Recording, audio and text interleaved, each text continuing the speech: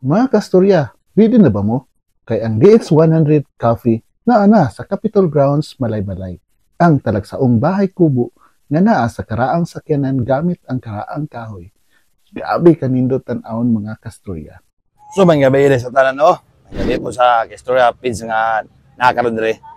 Ugma po, mag-soft opening lami.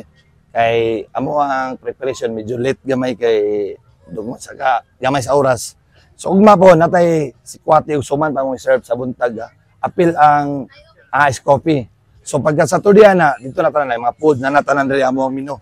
So, gamay lang kaya itong menu, no? Para nga, dili ta ma-pressure og pon na ay manggali daghang tao.